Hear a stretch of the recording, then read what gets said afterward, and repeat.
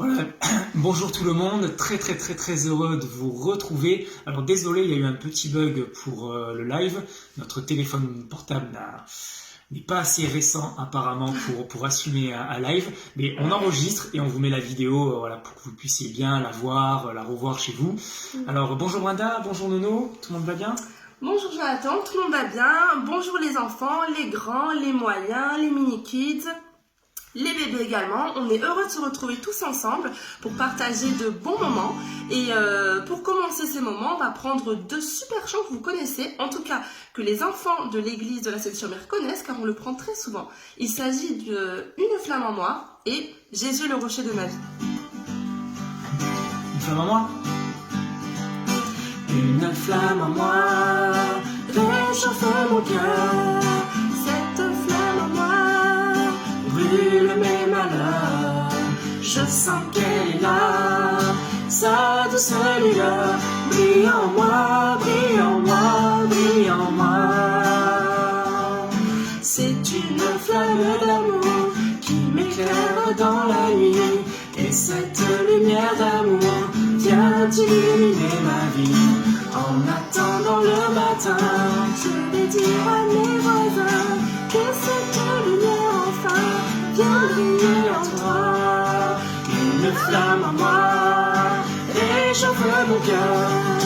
Cette flamme en moi brûle mes malheurs. Je sens qu'elle est là, sa douce lueur brille en moi, brille en moi, brille en moi. Le lundi, je sens l'amour. Le mardi, je sens sa paix. Mercredi est un beau jour. Jeudi, je veux le chanter. Vendredi, si j'ai douté. Samedi, il vient m'aider. Le dimanche, cette joie vient briller en moi. Oh, oh, oh, une flamme en moi réchauffe mon cœur. Cette flamme en moi brûle mes malheurs. Je sens qu'elle est là, sa douce lueur brille en moi, brille en moi, brille en moi. Brille en moi, brille en moi, brille en moi.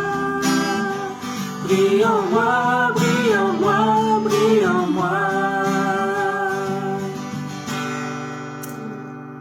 Amen, amen. Voilà, que vous puissiez dire à vos voisins, à vos amis, les petits, que Jésus est bien présent, qu'il nous aime, il est avec nous tous les jours de la semaine, le lundi, le mardi, le mercredi, le jeudi, le vendredi, le samedi et le dimanche. Et Jésus est le rocher de notre vie. On va le chanter. Voilà, on t'écoute.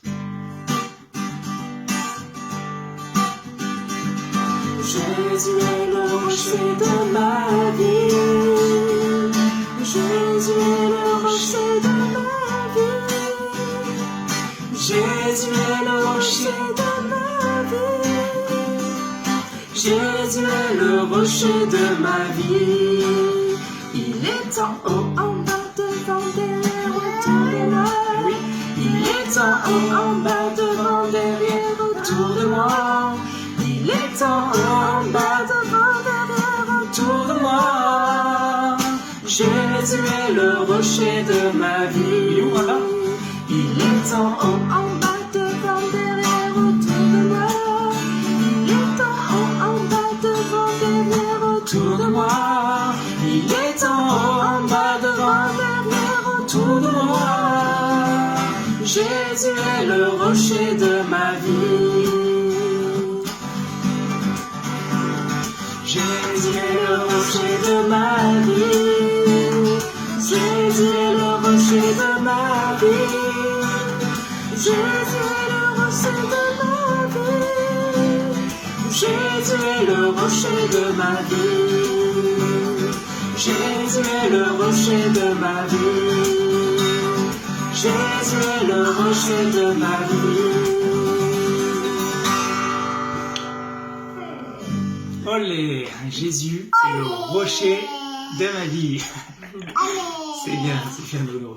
Alors Jésus est le rocher de ma vie, on va parler de ça aujourd'hui avec une parabole de Jésus qui se trouve dans Matthieu 7, verset 24 et qui nous parle de deux constructeurs de maisons et Jésus a été le rocher le rocher de la vie de cet homme qui est prudent. Et aujourd'hui, ensemble, on va construire une maison. Alors, Brenda est partie, mais ça veut dire quoi, Brenda? Jésus est le rocher de ma vie. Pourquoi un rocher, Brenda? Alors, parce qu'un rocher, c'est quelque chose qui est très solide, quelque chose sur lequel on peut s'appuyer. Et c'est également une force. C'est bien ça, Jonathan? Oui, très bien. Jésus, c'est le rocher de notre vie parce que c'est notre force, notre sécurité, notre abri, notre ami véritable pour l'éternité. Oui, notre rocher, notre espérance, notre force, notre sécurité, c'est Jésus. Et je veux faire ma vie avec Jésus, avoir comme fondation de ma maison, de ma vie, Jésus-Christ. Alors aujourd'hui, on va construire une maison ensemble, les petits. Vous pouvez le faire chez vous, sous la surveillance d'un adulte. Ne faites pas ça chez vous tout seul. Alors on va prendre déjà le rocher, donc la fondation de la maison. Voilà, ça c'est Jésus, c'est la base de la maison, la fondation de la maison. On choisit Jésus pour base de notre vie. Le premier mur de la maison, vous pouvez le faire avec vos parents. Hop, on met le premier mur de la maison. C'est un mur très important pour les grands et pour les petits. Ce mur, c'est le mur de la prière, de prier Dieu. Que veut dire prier Dieu? Prier, c'est parler, se confier, s'entretenir à Dieu. Et vous savez que vous pouvez parler et prier Dieu quand vous le souhaitez. 24 heures sur 24, 7 jours sur 7, du lundi au dimanche, vous n'allez pas le réveiller. La Bible nous dit qu'il ne dort ni ne sommeille celui qui veille sur vous, celui qui vous garde. Et vous pouvez parler à Dieu quand vous le souhaitez, voilà, de manière bien sûr respectueuse, lui faire connaître vos besoins, parce que Dieu répond aux besoins, mais il ne répond pas aux caprices, mais il veut répondre à vos besoins. Exemple, si vous demandez à Dieu de vous donner à tous les repas de la journée que des bonbons à manger, du coca et du chocolat, le matin, le midi et le soir, je ne pense pas que cette prière soit exaucée, parce que ce n'est pas bon pour vous de manger que du chocolat toute la journée, des gâteaux, du coca et des bonbons, et ça ne fera pas plaisir à vos parents. Donc Dieu répond aux besoins. Jésus nous dit, demandez et vous recevrez, cherchez et vous trouverez, frappez et l'on vous ouvrira. Alors n'hésitez pas, pour plus de détails, à demander à vos parents de prier avec vous, de vous apprendre à prier, et je suis sûr qu'ils seront très heureux de prier avec vous. Amen. Ça, c'était le premier mur, le mur de la prière. On continue la maison. La maison, il y a 4 murs dans la maison. Le deuxième mur de la maison, ici présent, c'est le mur d'écouter, obéir Dieu. Alors, on a parlé. Maintenant, on va vérifier à la maison, est-ce que tous les petits, vous avez bien 2 oreilles? Donc, 2 fois plus de raisons d'écouter. Écouter Dieu, on l'écoute en lisant la Bible. En lisant des histoires de la Bible, vous allez écouter Dieu et vous allez obéir à Dieu. La Bible nous dit aussi qu'il faut obéir aux parents. Honore ton père et ta mère. C'est très important d'obéir aux parents, d'obéir au maître d'école, à la maîtresse d'école, aux professeurs du collège, aux animateurs du GIB, du groupe d'instruction biblique, parce que toutes ces personnes, elles vous veulent du bien. Mais d'obéir, bien sûr, à Dieu, premièrement, en lisant les histoires de la Bible. Et je suis sûr que vos parents seront très contents de le faire quand ils rentreront du travail, après une longue journée, bien fatigués, et bien ils seront quand même contents de vous raconter une belle histoire de la Bible. Amen. Le troisième mur de notre maison. Alors on a vu d'abord parler, écouter, et maintenant avoir chanté. Chanter, comme on l'a fait tout à l'heure avec Brenda, chanter, c'est être dans la joie, se réjouir. La Bible nous dit, réjouissez-vous toujours. Et chantez des cantiques, entretenez-vous avec des chants, des cantiques, des chants qui parlent de Jésus, des chants chrétiens, qui parlent de l'amour de notre Seigneur, de notre Sauveur, qui mettent dans notre cœur la paix, la joie, la force, des chants magnifiques, des chants chrétiens, des chants gospel. Vous pouvez chanter à la maison avec des instruments, même si vous ne savez pas encore bien jouer, vous pouvez quand même le faire, la guitare, le piano, la batterie, chanter, remercier le Seigneur, être dans la joie, c'est important. Et demandez aussi à vos parents de chanter avec vous. Écoutez vos parents chanter. Et même si vos parents ils chantent pas très juste, qu'ils chantent faux, vous pouvez bien sûr, vous avez le droit, vous boucher les oreilles, mais vous chantez. Le plus important, c'est de chanter, voilà, à notre Seigneur et de chanter de tout son cœur, sincèrement, du mieux que l'on peut, pour être dans la joie avec notre Seigneur. Troisième mur, quatrième mur, le dernier, le plus important. J'ai gardé le plus important pour la fin. C'est le commandement le plus grand de Jésus. C'est « Aimez-vous les uns les autres comme je vous ai aimé ». Tu aimeras ton prochain comme toi-même. Alors d'abord, aimer Dieu. Premièrement, tu aimeras l'Éternel ton Dieu de tout ton cœur, de toute ton âme, de toute ta pensée et de toute ta force. Donc, aimer Dieu, mais aimer aussi son prochain. Ça veut dire quoi aimer son prochain? Ça veut dire que les petits, vous devez aimer vos parents, vos frères, vos sœurs, et même si tu as un frère ou une sœur qui t'embête, qui n'est pas très gentil avec toi, qui parfois se moque, toi tu dois être gentil avec elle. Tu dois l'aimer et tu dois prier pour elle. À l'école c'est pareil, tu dois aimer tes camarades et Jésus nous le demande, aimez-vous les uns les autres, c'est très très important. Voilà les 4 murs de notre maison. Et enfin il manque le toit. Voilà, très important le toit, je vous ai fait un beau toit en Lego, le toit de la maison, voilà en briques en tout cas. Et le toit c'est important pour les adultes, c'est le bouclier de la foi. Pour vous les enfants, le toit c'est croire. Ce qu'on met par-dessus la maison, le bouclier de la foi, c'est croire en Dieu. Parce que si on ne croit pas en Dieu, toute la maison, elle sert à rien. Ayez foi en Dieu. C'est très très important. Vous pourrez me dire, oui, mais je ne le vois pas. Prenons l'exemple du vent. Le vent, vous ne le voyez pas le vent. Vous ne savez pas d'où il vient, où il va, mais pourtant vous le ressentez. Vous savez qu'il est là, qu'il existe, qu'il est présent. Et bien c'est pareil avec Dieu. Il est présent, on le ressent dans notre vie. Il nous dirige par sa parole, par la prière, il nous parle. Donc, croyez, ayez foi en Dieu, croyez en Dieu. C'est le toit de cette belle maison, la petite maison du chrétien. Voilà une maison bien solide, la maison du chrétien, avec la fondation qui est Jésus, la fondation de notre vie. Amen. Et maintenant, on va voir ensemble, avec Brenda, hop, donc cette histoire dans la Bible qui nous parle de 2 bâtisseurs, 2 constructeurs de maisons. Il y a un bâtisseur qui s'appelait Monsieur Prudent, parce que lui, il a fait la maison comme nous.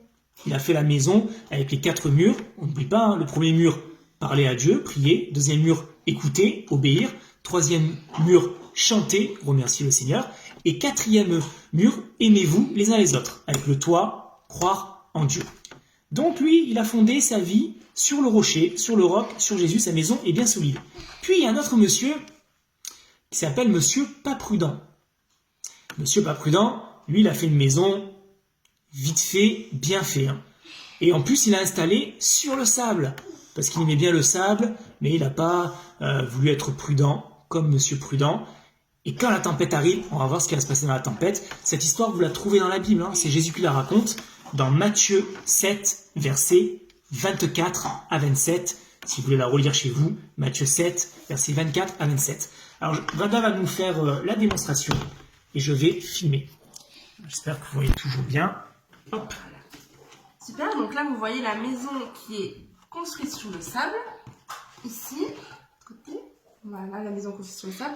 Et la maison bâtie sur le roc. Alors, voilà, on voit bien. Donc la maison avec le sable. Donc là, il va pleuvoir. Alors d'abord, la tempête arrive. Qu'est-ce qui se passe quand la tempête arrive? Il y a la pluie. Bon, pour l'instant, il ne se passe pas grand-chose, il pleut. Ouh là là, on voit que le sable, il commence à partir. Hein. Monsieur Pas Prudent, il n'a vraiment pas été très sensé, très sage. Il n'a pas été prudent. Oui, déjà, la maison, elle commence à bouger déjà. Hop, stop. Stop là, ouh là là, pas trop. Et maintenant, le torrent. C'est la tempête, le torrent va se déverser.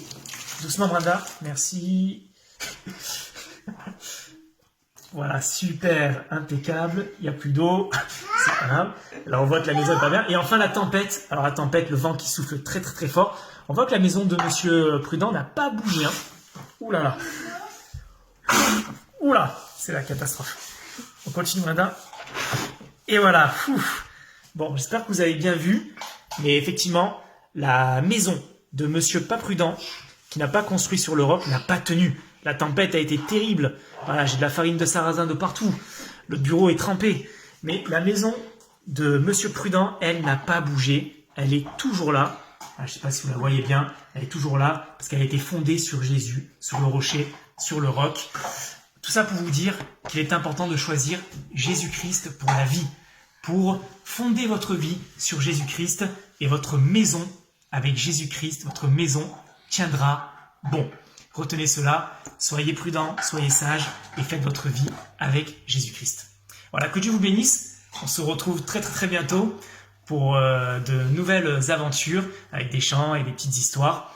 Et vous pouvez refaire ça à la maison, n'hésitez pas. À très très bientôt. Au Que Dieu revoir. vous bénisse. Petit À chrétien, bientôt. au revoir.